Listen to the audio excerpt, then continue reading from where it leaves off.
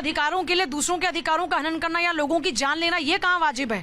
आप अगर आप देश के ही जवानों के ऊपर हमला करना शुरू कर दें, अगर आप उन्हीं के लिए जाल बिछाकर उनको मारना शुरू कर दें, उसको भी तो जस्टिफाई नहीं किया जा सकता। बहुत पहले की बात थी पूजा, अब स्थिति बदल गई है। अभी एक बात बताइए, आप खुद प्रताड़ित है तो आप किसी और को प्रताड़ित करेंगे क्या? नहीं, आप नहीं राही को वही होता था, ये होता। प्रताड़ित किसी और को प्रताड़ित कर सकता है क्या? फिर ऐसी क्या प्रताड़ना कि आप भी दूसरों को प्रताड़ित करने लग जाए? देखिए, वो जिस तरह से ब्लैकमेल करके अपनी काम निकलवाना चाहते थे वो मुद्दा गलत था, लेकिन उनको जो कम पढ़े लिखे लोग थे, आप ये देखिए उनके पहले हथियार नहीं थे, एमुनिशन नहीं था, वो तीर बाण तलवारों से काम चला लिया। बहुत पुरानी बात हो गई, अभी भी चल रहा है। अब तो उनके पास एडवांस वाले हथियार होते हैं। अब तो उस सैनिकों को लूट, एडवांस उनके पास हथियार होते हैं। देखिए, अब उनके पास सैनिकों के हथियार भी होंगे, उन्होंने सैनिकों के भी लूटे, पुलिस के लूटे, लेकिन वही चीज है कि उनको सही तरह की गाइडेंस नहीं मिली, सही तरह की चीजें नहीं मिली। लेकिन अब चूंकि उनको मुख्य धारा से जोड़ने का सरकारें प्रयास कर रही हैं, और ये बहुत पहले से होता है। अगर उनकी असंतुष्टि से जानते हैं वो किस तरह से संतुष्ट कर सकते हैं,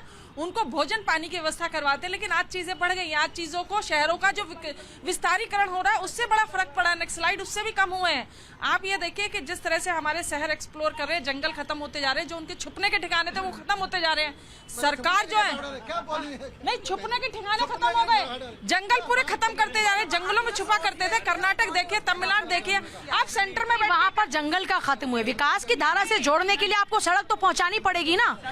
आपको बनने नहीं, आप हाँ, तो ये तो गलत हुआ ना, आप विकास की राह रोक रहे थे। विकास की मुख्य धारा। आप मुझे एक बात बताइए, आप कह रहे हैं कि विकास चाहिए, उनकी अपनी लड़ाई थी, उनको तरक्की चाहिए, तरक्की आएगी कहाँ से? नहीं चाहिए थी पहले, जब तक आप मुख्य धारा के साथ जुड़ेंगे नहीं। उन लोगों के पास रोजगार और भोजन, ये थॉट प्रोसेस का है कि आपको अपनी एक पैरेलल सत्ता तैयार करनी है, ये खुद की भूख है। हाँ जी नाजिम जी, नक्सलवाद का खात्मा होकर रहेगा 31 मार्च 2026। राष्ट्रपति के अभिभाषण में भी आज इस बात का जिक्र मिला कि भारत नक्सल मुक्त। कितनी खुशी हो रही है ये जानकर? हाँ, लगभग 62 दिन के आसपास हैं जो आपने कहा। अब 62 दिन का इंतजार हम लोग करते हैं। चलो वो तो ठीक है, मैंने सवाल पूछा कितनी खुशी हो रही है जानकर। तो लीजिए, मैं भाई अभी आपने कहा मैंने 62 दिन कहा तो आप बड़े विचलित हो गए कि भाई कितनी खुशी हुई है। भाई हाजी नाजिम खान, एक सेकंड, हाजी नाजिम मतलब कुछ भी, मैं विचलित किस बात पे विचलित? क्योंकि मैंने 62 दिन का जो जिक्र अरे 62 क्या, आप 100 दिन पे सवाल नहीं। मेरा विचलित होना क्यों नजर आया आपको? सुन लीजिए, मैं क्यों विचलित होंगी? नक्सलवाद मेरे रिश्तेदार नहीं लगते हाजी नाजिम जी, ना सरकार मेरी रिलेटिव लगती है। जितनी सरकार आपकी उतनी पूजा यादव की है। तो मैं आपसे एक पूछ रही हूँ, लेकिन नक्सल मुक्त अगर भारत होगा तो मुझे खुशी होगी। आपको है कि नहीं? मैंने सवाल ये पूछा। हाँ देखिए, मैं तो कहता हूँ कि भारत नक्सल मुक्त भी हो, आतंकवाद मुक्त भी हो, नशा मुक्त भी हो। हाँ बिल्कुल सही बात कही आपने। हाँ भी देखिए, बिल्कुल भाई हाजी नाजिम खान की बड़ी ख्वाहिश है कि ये तीनों चीज बिल्कुल भारत से खत्म होनी चाहिए। और मैं ये कहना चाहता हूँ कि भाई हमारे भारत के अंदर ना तो आतंकवादी हो, ना नक्सली हो, और ये जो लोग आते हैं बाहर से उनकी भी जांचें होनी चाहिए कि आखिर ये इन लोगों को भारत के अंदर किस तरीके का इनको सुरक्षा या हर चीज़ें मुहैया करा रहे हैं, ताकि ये जिससे ये हमारे जो अपने सेना है उन पे आक्रमण कर रहे हैं, ये भी बड़ा गंभीर मामला है। और एक चीज़ और बड़ी जिम्मेदारी के साथ मैं कहता हूँ, भाई मैं बड़ा फिक्रमंद हूँ अपने देश के युवाओं को लेकर। और रही बात यहाँ पर 31 मार्च तक 2026 की, भाई 31 मार्च में भी आ रहा, 62 दिन रह गए, और हम कहते हैं कि बिल्कुल होना चाहिए। भाई हम बहुत झेल लिए, बहुत हमने अपने सैनिकों को, अपने जो हमारे अजीजे बहुत खो दिए। अब हमारे बस की नहीं है अपने सैनिकों को, अपने अजीजों को। तो आप खुश हैं सरकार के इस प्रयास से, है ना? संतुष्ट हैं सरकार के इस प्रयास से? देखिए भी मैंने कहा कि हम संतुष्ट तब होंगे जब हमारा भारत पूरी तरीके से नक्सलवादी मुक्त हो जाएगा, आतंकवादी मुक्त हो जाएगा और नशा मुक्त हो जाएगा। हाजी नाजिम कह रहे हैं नशा मुक्त, आतंकवाद मुक्त और नक्सलवाद मुक्त चाहिए भारत हमें। देखिए, माननीय नरेंद्र मोदी जी के नेतृत्व में भारत लगातार आर्थिक प्रगति कर रहा है, सामाजिक प्रगति कर रहा है, और उसी क्रम में जो अमित शाह जी ने एक बीड़ा उठाया था देश से नक्सलवाद खत्म करने का, हम लगभग उस खात्मे की ओर पहुंच चुके हैं। और मुझे लगता है जो डेडलाइन उन्होंने दिया है उस समय से पूर्व ही ये नक्सलवाद खत्म हो जाएगा। लेकिन अभी हाजी नाजिम भाई कह रहे थे कि आतंकियों से भी ये बड़े भयभीत हैं। पूजा जी, यहाँ पर 52 एजेंसियां काम कर रही हैं भारत विरोधी गतिविधियों में। जिनको बाहर के मुल्कों से फंडिंग हो रही है। सर जिम्मेदारी तो आपकी है ना, ऐसी एजेंसी अगर काम करे, ऐसे लोग अगर आ जाए, अगर ऐसे लोगों की कोई भी यहाँ पर एक्टिविटीज है तो उसकी जिम्मेदारी टोटली आप लोगों की है।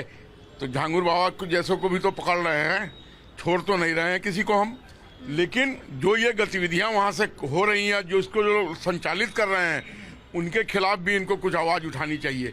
गजवाए हिंद का सपना देखने वाले, गजवाए हिंद का पाठ पढ़ाने वालों के खिलाफ इनको आवाज उठानी चाहिए। नक्सल मुक्त भारत होना चाहिए, बिल्कुल होना चाहिए। नक्सल मुक्त भारत सरकार ने कहा था हो जाएगा, इस बार हो तो जाएगा, मगर हुआ कहाँ? हाँ जी, नक्सल मुक्त भारत ये सपना साकार होने जा रहा है। कितना खुश है आमजन? बहुत खुश हैं हम लोग, हैं? बहुत खुश हैं। जब पहले नक्सलवाद का नाम सुना करते थे तो जहन में क्या आता था?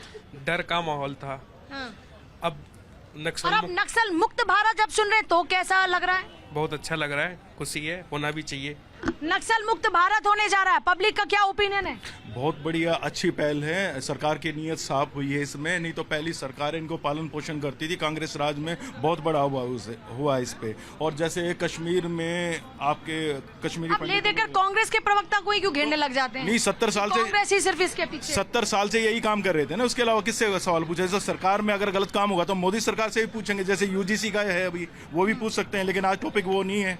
और दूसरी बात, अभी इसका नक्सलवाद का हम सफाया करने जा रहे हैं, लेकिन पंजाब में खालिस्तानी अब पैर पसारना शुरू कर दिया है। अमृतसर में उन्होंने खुलेआम झंडे लेके अमृतसर गुरुद्वारे के अंदर प्रदर्शन किया, तो उसके लिए हम क्या करेंगे? और सबसे मेन चीज है भ्रष्टाचार। सवाल बीजेपी के प्रवक्ता से आ रहा है, प्रवक्ता से, पंजाब में खालिस्तानी पैर पसार रहे हैं, आने वाला टाइम नक्सल को खत्म करने के बाद खालिस्तानी का होगा। नक्सल मुक्त भारत वाला सपना साकार हो रहा है। जनता को पूरा भरोसा है कि 31 तारीख जो तय की है, जो वादा किया वो पूरा हो जाएगा। पूजा जी, हमारे हिसाब से तो 80 से 90% नक्सल मुक्त हो गया है, क्योंकि मैं जिस क्षेत्र से आता हूँ वहाँ भी नक्सली क्षेत्र है। हमारा लखीसराय जिला पड़ता है बिहार में। वहाँ पे ऐसे ऐसे पहाड़ी क्षेत्र है जहाँ की हमारी खुद बड़ी माँ को नक्सली ने मारा था। हमारी बड़ी माँ को हमारे वहाँ गाँव में जा कर के 6 लोगों को सरेआम कत्ल कर दिया था। क्यों कत्ल किया आपकी माँ का? क्योंकि उनका जो है मतलब सूचना देती थी पुलिस वाले को या सीआरपी वाले को देती थी, तो वो उसको मार दिया। ये नक्सलवाद। कैसा खौफ था पहले आपने अगर अपनी आंखों से देखा? आप सुबह 4 बजे के शाम के बाद तो आप घर से नहीं निकल सकते थे, और सुबह जो है सो 5 बजे पहले आप घर से नहीं निकल सकते थे। ये स्थिति थी। ट्रेन का ट्रेन लूट लिया जाता था, पटरी उधेड़ दिया जाता था। कहीं सीआरपीएफ का। आम जनता के हकों की बात नहीं थी उसमें?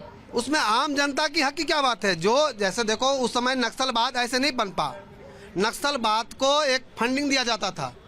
लोकल नेता जो होता था, इलेक्शन जो अभी कहते हैं लोग कि वोट चोरी नहीं, उस समय वोट को मतलब नक्सलवाद के थ्रू हड़पा जाता था, किडनैपिंग कर करके उसको मतलब अपने फेवर में किया जाता था। तो लोकल जो नेता होते थे वही नक्सलवाद को बढ़ावा देता था। और आज के डेट में जो है सरकार जो है मतलब ये नक्सलवाद को बिल्कुल खत्म इसलिए कर रही है कि जो नेता आजकल हो रहे हैं उनको पता चल गया है कि हमें आम जनता ही वोट देती है और आम जनता के वोट से हम जीतेंगे, इसलिए नक्सलवाद का हमें जरूरत नहीं है।